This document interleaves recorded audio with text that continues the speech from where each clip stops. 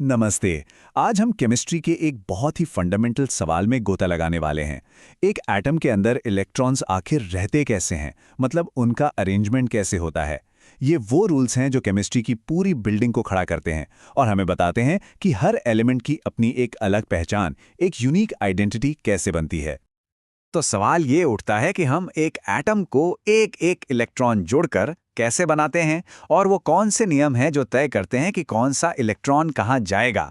इसे ना एक तरह की पहेली समझिए, एक जिगसॉ पजल जहां हर इलेक्ट्रॉन एक छोटा सा टुकड़ा है जिसे अपनी बिल्कुल सही जगह पर फिट होना है। तो चलिए आज उन रूल्स को समझते हैं जो इस पूरी पहेली को सॉल्व करते हैं। और देखिए, अगर किसी भी एलिमेंट का इलेक्ट्रॉनिक कॉन्फ़िगरेशन एकदम सही सही लिखना है, तो इन नियमों को समझना, ये सबसे ज़रूरी चीज़ है। यही रूल्स हमें रास्ता दिखाएंगे। ये जो अरेंजमेंट है ना, ये कोई रैंडम चीज़ नहीं है। ऐसा नहीं है कि इलेक्ट्रॉन कहीं भी चले जाते हैं। वो बहुत सख्त नियमों को फॉलो करते हैं। ठीक वैसे ही जैसे बिल्डिंग ब्लॉक्स को एक खास ऑर्डर में ही रखा जाता है। इसमें एक लॉजिक है, एक पैटर्न है। इलेक्ट्रॉन एक एक करके अपनी जगह लेते हैं और एक स्टेबल, बैलेंस्ड स्ट्रक्चर बनाते हैं। ये कुदरत का एक छोटा सा आर्किटेक्चरल मार्वल है, कह सकते हैं। तो सबसे पहला और सबसे फंडामेंटल प्रिंसिपल ये हमें बताता है कि इलेक्ट्रॉन सबसे पहले कहाँ जाना पसंद करते हैं, और इसका सारा खेल एनर्जी का है। इसे कहते हैं ऑफ बाउ प्रिंसिपल। ऑफ बाउ एक जर्मन शब्द है जिसका मतलब होता है बिल्डअप या निर्माण करना। और ये नाम बिल्कुल फिट बैठता है क्योंकि हम एटम को बना रहे हैं ग्राउंड अप से, और एक मजबूत नींव के लिए इलेक्ट्रॉन हमेशा सबसे कम एनर्जी वाले ऑर्बिटल से ही भरना शुरू करते हैं। अच्छा, ये तो ठीक है कि लोएस्ट एनर्जी पहले भरेगी, लेकिन हमें पता कैसे चलेगा कि किस ऑर्बिटल की एनर्जी कम है? हम उन्हें कंपेयर कैसे करेंगे? अच्छी बात यह है कि इसके लिए एक बहुत ही सिंपल सा रूल है। ये है N+L रूल। बहुत सीधा है। स्टेप 1, हर ऑर्बिटल के लिए n और l की वैल्यू को जोड़ो। स्टेप 2, जिसका n+l टोटल कम आएगा उसकी एनर्जी भी कम होगी और वही पहले भरेगा। अब अगर n+l की वैल्यू बराबर आ जाए तो स्टेप 3 काम आता है। जिस ऑर्बिटल की n की वैल्यू छोटी होगी वो पहले भरा जाएगा। सिंपल। चलो एक क्लासिक केस देखते हैं। 4s और 3p में पहले कौन भरेगा? 3p के लिए n = 3, l = 1, तो n+l हुआ 4। 4s के लिए n = 4, l = 0, तो n+l यहां भी 4 हुआ। अरे, ये तो टाई हो गया। अब क्या करें? अब हमारा टाई ब्रेकर रूल काम आएगा। जिसका n छोटा है वो जीतेगा। 3p का n है 3 और 4s का n है 4, तो जाहिर है 3p की एनर्जी कम है और वो 4s से पहले भरेगा। ठीक है, तो हमें अब ये तो पता चल गया कि इलेक्ट्रॉन किस ऑर्बिटल में पहले जाएगा। पर एक बार जब वो किसी सबशेल में पहुंच जाते हैं तो वहां उनका बर्ताव कैसा होता है? यहां आते हैं हमारे रूममेट्स के लिए नियम। सबसे पहले है पाउली का एक्सक्लूजन प्रिंसिपल। ये कहता है कि किसी भी एटम में दो इलेक्ट्रॉन्स के चारों क्वांटम नंबर सेम नहीं हो सकते। अब इसका प्रैक्टिकल मतलब क्या है? सीधा सा मतलब यह है कि एक ऑर्बिटल में ज्यादा से ज्यादा 2 ही इलेक्ट्रॉन आ सकते हैं और उन दोनों का स्पिन अपोजिट होना चाहिए, एक ऊपर तो दूसरा नीचे। इसे ऐसे सोचिए, एक कमरे में 2 का रूल। एक ऑर्बिटल मतलब एक कमरा, और एक कमरे में सिर्फ 2 लोग रह सकते हैं, और वो भी अलग अलग पर्सनैलिटी के होने चाहिए। मतलब एक का स्पिन अप तो दूसरे का स्पिन डाउन, बस। अगला रूल है Hund's rule of maximum multiplicity. ये रूल तब काम आता है जब हमारे पास एक ही एनर्जी के कई सारे ऑर्बिटल्स हों, जैसे कि p सबशेल में 3 p ऑर्बिटल्स होते हैं ना, उन केस में। ये है फैल जाओ वाला रूल। सोचिए, इलेक्ट्रॉन्स एक दूसरे को रिपेल करते हैं। उन्हें पसंद नहीं एक दूसरे के पास रहना। तो जब उनके पास एक ही एनर्जी के कई खाली कमरे हों तो वो पहले हर कमरे में एक एक करके अकेले रहेंगे। जब सारे कमरे भर जाएंगे तभी वो किसी के साथ पैल अप यानी जोड़ी बनाना शुरू करेंगे, है ना? रिपल्शन को कम से कम रखना है।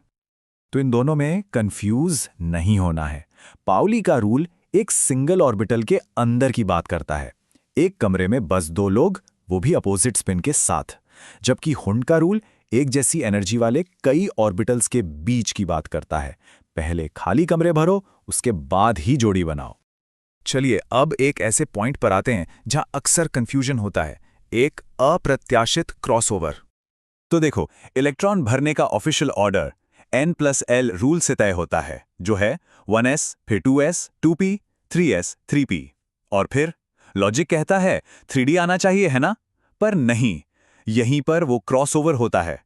3p के बाद इलेक्ट्रॉन 4s में जाता है और उसके बाद 3d में। ये सबसे जरूरी क्रॉसओवर है। और ऐसा क्यों होता है? हमारे N+L रूल की वजह से। 4s के लिए N+L है 4, जबकि 3d के लिए N+L है 5। तो 4s की एनर्जी कम हुई और वो पहले भर गया। पर कहानी में एक ट्विस्ट है, खासकर ट्रांजिशन मेटल्स के लिए। जिस ऑर्डर में इलेक्ट्रॉन भरते हैं, जरूरी नहीं कि उसी ऑर्डर में बाहर निकलें। जब कोई एटम इलेक्ट्रॉन खोता है, मतलब आयन बनाता है, तो इलेक्ट्रॉन सबसे बाहरी शेल से, यानी सबसे बड़े n वाले लेवल से पहले निकलते हैं। तो भले ही 4s ऑर्बिटल 3d से पहले भरा था, लेकिन जब इलेक्ट्रॉन निकालने की बारी आएगी तो 4s से ही पहले निकलेगा। और अब आते हैं उस हिस्से पर जो केमिस्ट्री को इतना दिलचस्प बनाता है। कभी-कभी एटम्स ज्यादा स्टेबिलिटी पाने के लिए इन नियमों को थोड़ा सा तोड़ भी देते हैं। ये है स्टेबिलिटी के अपवाद। तो जरा सोचिए, अगर हम अभी तक सीखे रूल्स को सख्ती से फॉलो करें, तो क्रोमियम, जिसका एटॉमिक नंबर 24 है, उसका कॉन्फ़िगरेशन क्या होना चाहिए? देखिए, रूल्स के हिसाब से तो होना चाहिए 4s² 3d4, है ना? पर असल में क्रोमियम का कॉन्फ़िगरेशन होता है 4s1 3d5। एक इलेक्ट्रॉन 4s से उछलकर 3d में चला गया। पर सवाल यह है कि ऐसा हुआ क्यों? ऐसा क्यों होता है? इसका जवाब है स्टेबिलिटी की ताकत। एक आधा भरा हुआ d सबशेल यानी 3d5, जिसमें हर ऑर्बिटल में एक एक इलेक्ट्रॉन हो, वो बहुत ज़्यादा स्टेबल होता है। ऐसा क्यों? क्योंकि इसमें इलेक्ट्रॉन्स का डिस्ट्रीब्यूशन सिमेट्रिकल होता है, एक्सचेंज एनर्जी मैक्सिमम होती है और इलेक्ट्रॉन इलेक्ट्रॉन का रिपल्शन मिनिमम होता है। तो ये एक्स्ट्रा स्टेबिलिटी पाने के लिए एटम एक छोटे से रूल को तोड़ देता है। और ठीक यही लॉजिक हमें कॉपर के केस में भी देखने को मिलता है। यहाँ एक्सपेक्टेड कॉन्फ़िगरेशन होना चाहिए 4s² 3d9, पर असल में होता है 4s1 3d10। क्यों? क्योंकि एक हाफ फिल्ड सबशेल तो स्टेबल है, पर एक फुली फिल्ड यानी पूरा भरा हुआ सबशेल तो और भी ज़्यादा स्टेबल होता है। तो कॉपर भी एक इलेक्ट्रॉन को 4s से 3d में प्रमोट कर देता है, ताकि वो परम स्टेबल 3d10 कॉन्फ़िगरेशन पा सके। तो इससे एक बहुत जरूरी बात समझ में आती है। एटम्स के लिए स्टेबिलिटी ही आखिरी मंजिल है।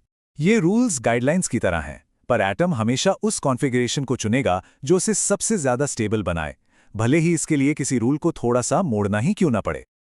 और ये हमें एक बड़े सवाल के साथ छोड़ जाता है। अगर stability in fundamental feeling rules को भी बदल सकती है, तो नेचर में ऐसे और कौन से नियम हैं जो असल में सिर्फ गाइडलाइंस हैं और असली मकसद बस एक ज़्यादा स्टेबल स्टेट को पाना है? सोचने वाली बात है ना?